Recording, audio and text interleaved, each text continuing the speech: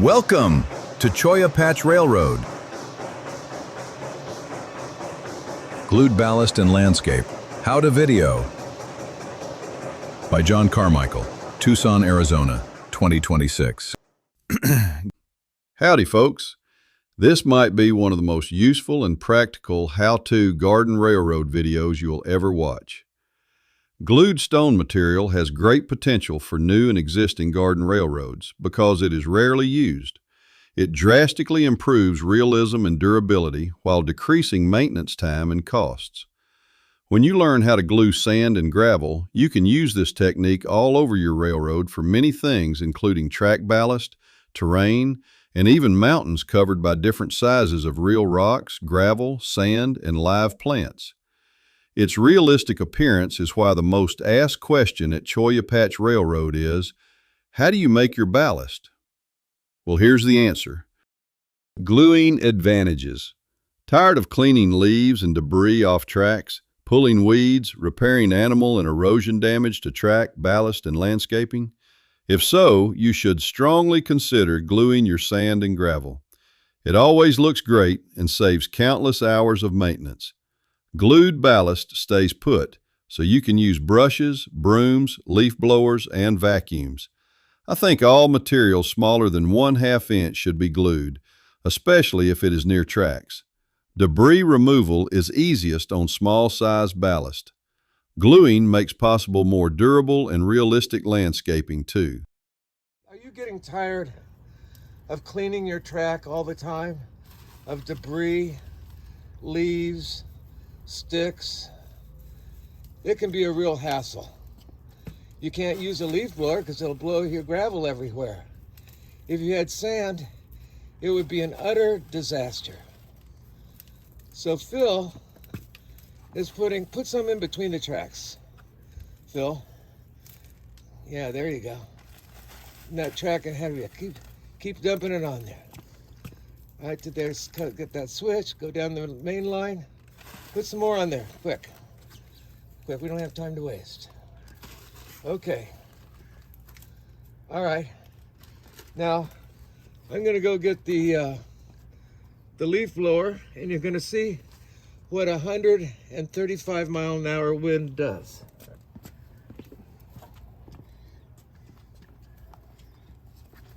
These can go up to 180 miles an hour.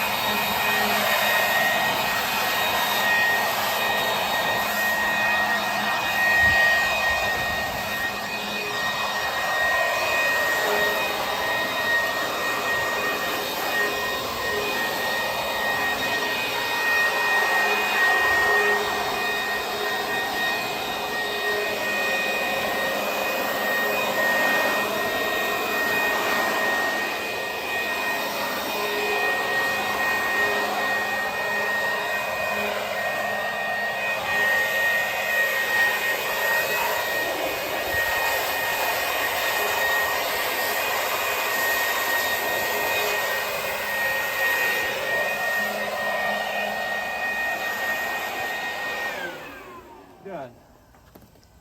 You would have destroyed your railroad if those hadn't been glued. Now let's try the shop vacuum. This shot back, you can suck it on this end and blow on this end. So you can almost use this as a blower or a vacuum. Here we go.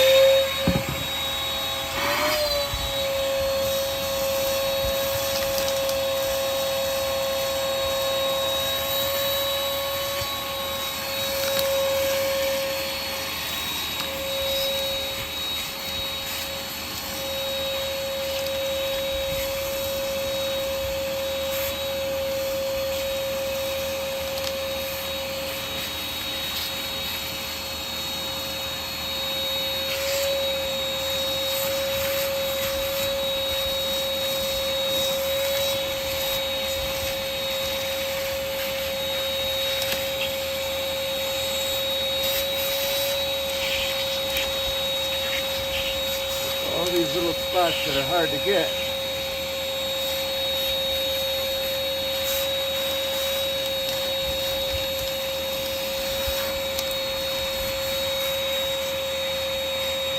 But as you can see, even my landscaping is glued. The whole railroad is glued. So you can blow and vacuum everything except under the plants where there's just gravel, no glue, for watering.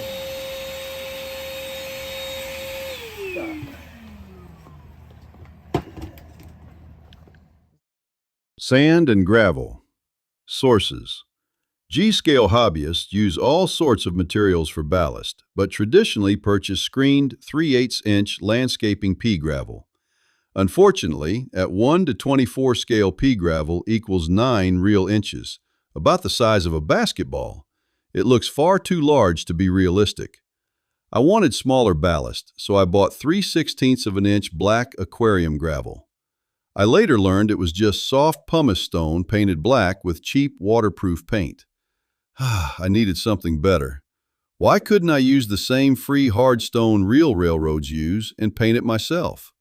They use plentiful local gravel from quarries and stream beds, so can you. It's free, nearby, and easy to obtain and screen. The average price of small G-scale ballast from 3 suppliers cost about $6.46 per pound, or $436 per bucket. Amazing! We'd be broke if we had purchased all the material I used. Local creek material consists of mixed sizes of angular gneiss and granite. Accessible dry creek beds loaded with material are everywhere in the Southwest. Locally sourced off-white glued ballast looks fantastic unpainted or painted. 14 years ago, I glued the aquarium gravel ballast. Then, 2 years ago, I added a top layer of smaller, more realistic home-screened 3/32 of an inch coarse natural sand and painted it black. Screening procedure. Purchase a set of stackable screens that fit a standard 5-gallon bucket. I chose this set from Amazon. A SR Outdoor Gold Panning Classifier screen set, soil sifter, coarse combo, 1/2, 1/4, 1/8 inch mesh, plus a 1/16 inch kitchen strainer.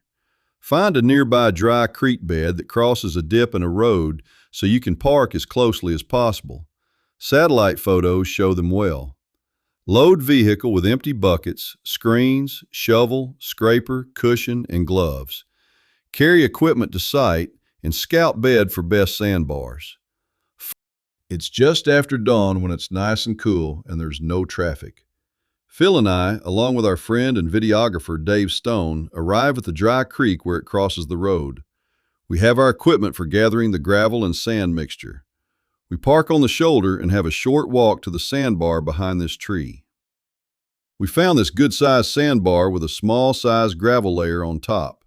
Now we'll begin our creek mixture harvest. Good morning. I'm John Carmichael. This is Phil Pappas. And we're down here at the creek bed in Tucson, Arizona, near our home, to harvest gravel and sand. You can find almost any type of stony material down here, from all the way up to larger rocks. And so we picked it because it's close by the house and we save lots of money by doing it. Now the first step is, once you've identified the berm, we like this, the sandbar. We like this look here. It's got a lot of larger gravel underneath. It's got smaller sizes. And so we're not interested in rocks or gravel larger than 1/2 inch. So the first step is, anything that's big, just throw it out. Real big, just throw it out. Okay? Any twigs, branches, javelina, doo-doo. So, and now what we're going to do is I scrape. I use this old scraper I have, and I scrape it into a pile.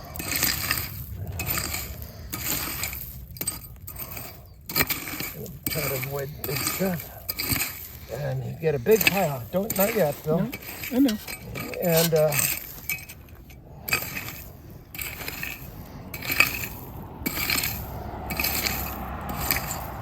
okay. And we used to do a scoop to do this, but we found out that it's a lot easier to do with a shovel. There you go. Where's a good place? Right there. Right there? Okay.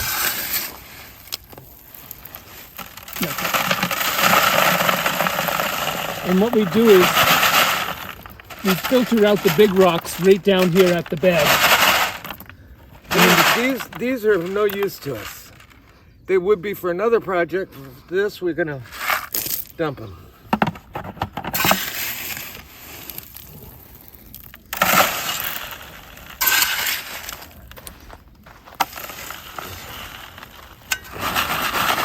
You shake the whole bucket. Don't do this.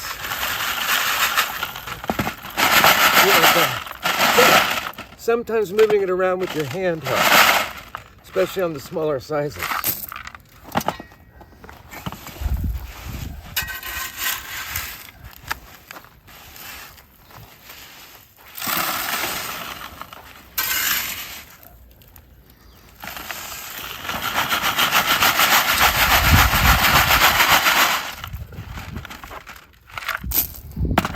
And one more here.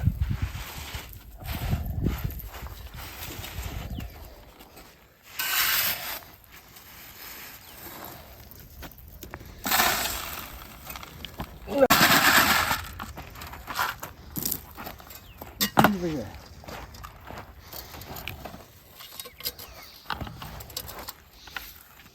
Get rid of the big stuff. Great.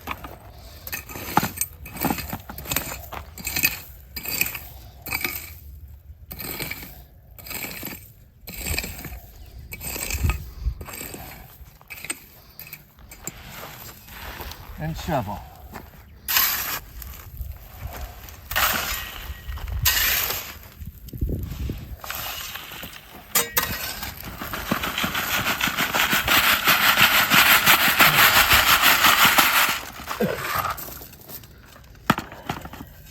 Yeah, this is good after this.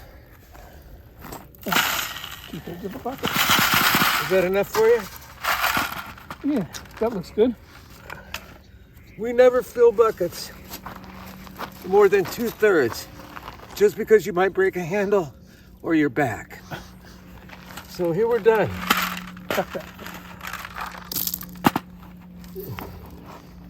Okay, thanks. First, fit the 1/2 inch screen on the bucket.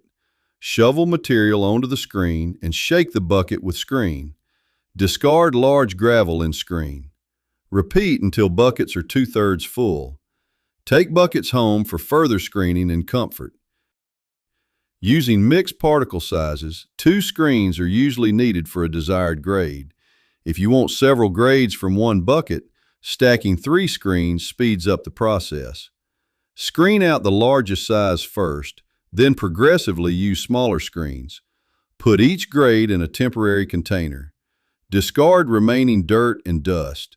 It takes about 1/2 hour to screen one bucket. Store each grade in labeled 2-quart bottles. Note that glue won't penetrate very fine sand, clay, or dust, even when wet, and won't work on large gravel or rocks. Remove these sizes by screening before gluing. Screens and particle sizes. This table describes 5 grades of sand and gravel and 1 grade of fine clay dirt powder obtained by screening. It shows the screen sizes needed to make each grade, its particle size range, and average particle size of each grade. It also shows the percentage of a particular grade in the unscreened creek mixture from our source. This amount is variable depending on the source location. This will give you an idea of how many buckets you'll need for the grades you want. Material uses and comments. 3/4 inch large gravel. For foundations, G-scale cribbing filler, landscaping, under live plants, and real railroad ballast. It's too big to glue alone, but it can be glued if mixed with smaller grades. 3/8 inch medium P gravel. For foundations, landscaping, footpads, oversized railroad ballast, and roadbed for floating track. When unglued, it is subject to disturbance by animals, weeds, erosion, and leaf blowers, but it can be glued. 3/8 inch is the common ballast size in most garden railroads. 3/16 inch fine gravel for ballast and landscaping. This makes more realistic ballast, but must be glued. It's half the size of typical pea gravel. It works well as a base layer underneath smaller, coarse sand. 3 32" coarse sand for ballast and landscaping. My railroad uses this size for railroad ballast. It must be glued. It's easy to handle and penetrates well. Although still slightly oversized for 1 to 24 scale, it sure looks better than 3/8" pea gravel size. I recommend this size for your glued ballast. If you want fine sand, you can add a separately glued top coat later. 3/64" fine sand for ballast, track crossings, and open areas. This matches real ballast size perfectly at 1 to 24 scale, but is harder to screen and apply. Use as a thin top layer over pre-glued larger material. Glue does not penetrate deeply, so apply only on top of larger pre-glued gravel, like icing on a cake. It looks great around work buildings, track crossings, and roads as bare dirt. I haven't tried it as primary track ballast, but it's great as a top layer. 1/64" clay dirt for roads and open dirt areas like corrals, landfill, and plant berms. I usually discard it, but you can use it to achieve a real dirt look on miniature roads or open areas. Don't use the gluing method below, since clay turns to mud and cracks when dry.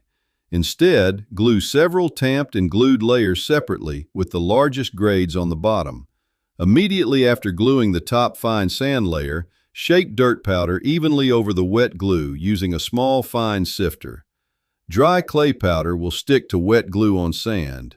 Dry for 24 hours, then brush, blow, or vacuum off excess. The right glue. I wanted small, realistic ballast, but new garden railroads can't use smaller sizes without rapid destruction. Indoor HO modelers glue tiny ballast with diluted white glue like Elmer's, so gluing was a possible solution. I found a waterproof equivalent that dries clear and cleans up with water like Elmer's. Long-term experiments showed diluted Titebond 3 Ultimate Waterproof Exterior Wood Glue is ideal for outdoor use. It lasts for years in harsh conditions. Glue dilution ratio and preparation. Mix 1 part Titebond 3 plus 2 parts water plus 1 drop of liquid dish soap in 16-ounce squeeze bottles. For large projects, buy the gallon size in several empty bottles. Mark each bottle with a black Sharpie line 1/3 up from the bottom. Fill to the line with glue, add water and soap, and shake vigorously for 1 minute before use. Prepare several bottles in advance.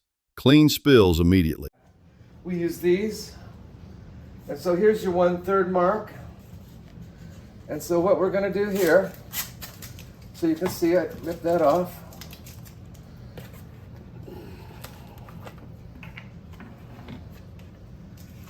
You want to switch positions here? Walk around over here. And you pour this to the line.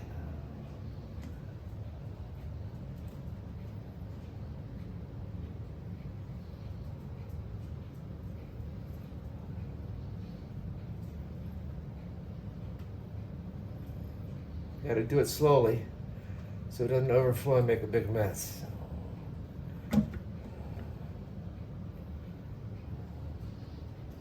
You there yet? Right there, right? Is that right? Yeah. So now you put in 1 drop of Dawn as a surfactant. And now you fill it up to the top, almost to the top, so you can shake it a little bit. First I filled it to there so I can. So now you see that. Anyway, just make sure you don't cause a mess. If you do spill this stuff, clean it up quickly because it's very hard to clean off when it's dry.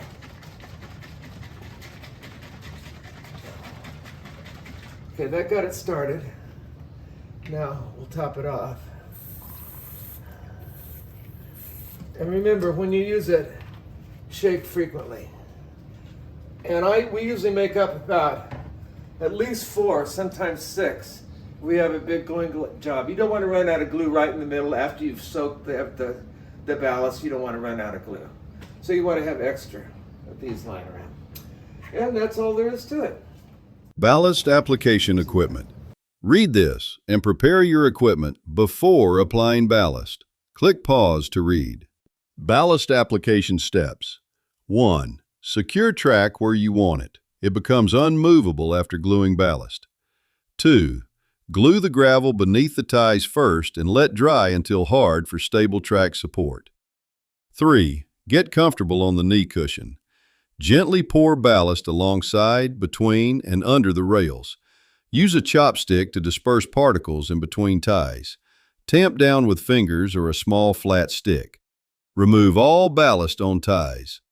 Avoid switches moving parts. 4.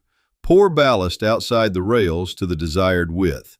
Add or remove material if needed. 5. Tamp firmly with sanding block or flat board for even slopes until you like its look. Here's a tip. If ballast layer needs to be thicker than 1 inch, or if you want fine sand on top, apply separately glued layers. Start with coarsest grade at bottom and progress up to finer grades. Don't make any layer thicker than 1 inch. Ballast gluing steps. Click pause to read. Beware. Soak your ballast before gluing, or pay the consequences. Okay, you see that fine spray? Now we don't want to stay in one place too long or we get erosion. So you go back and forth. Now this is fairly coarse, so we shouldn't have any penetration problems here at all. But you really want it to be wet. Hold it off to the side for a little bit, let it soak in. Do it again.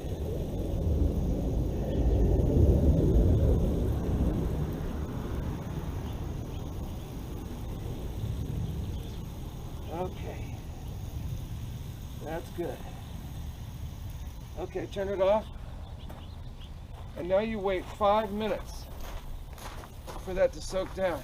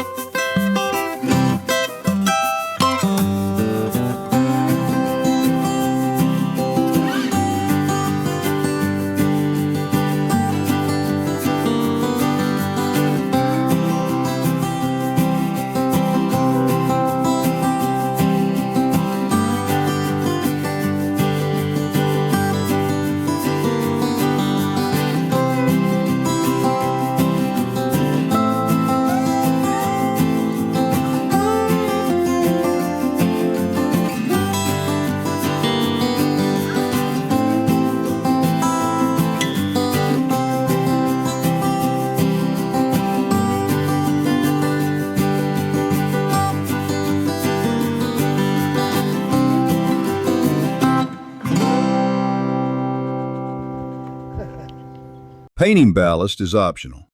Local sand and gravel is off-white with a beige hue. It's nice, but I preferred a sharp contrast between black ballast and whitish landscaping, so I painted it. Here's how. After gluing, wait 2 weeks before painting. Using Rust-Oleum, my favorite waterproof paint, I mix 2 parts of satin black with 1 part mineral spirits. Apply with 1-inch and 2-inch cheap brushes. First, paint the ties and ballast between the rails. Paint protects ties from UV. Paint the lower sides of the rails so they look dirty like real ones. Then, starting at the top, paint the ballast's sloping sides. Keep rags and mineral spirits handy. Remove wet paint from the tops of the rails before it dries. Wait several days and repaint the ballast. Over the years, it will fade and might need recoating, only if you don't like the faded salt and pepper look. So try some screening and gluing yourself.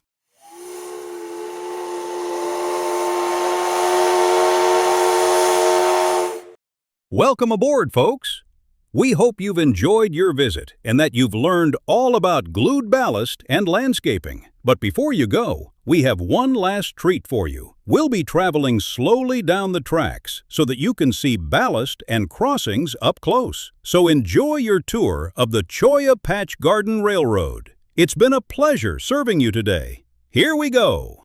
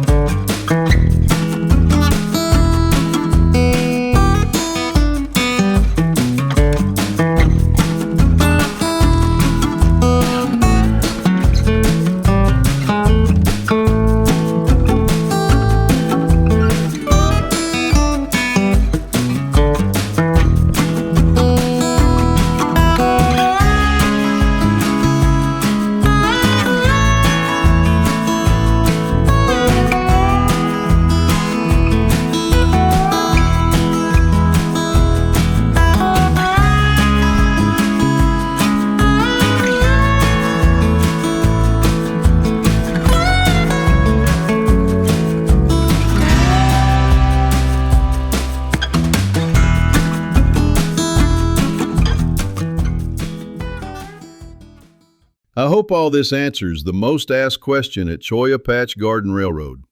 How do you make your ballast? You might fall in love with glued ballast and landscape as we did. Good luck with your projects, and thank you for your interest. John Carmichael.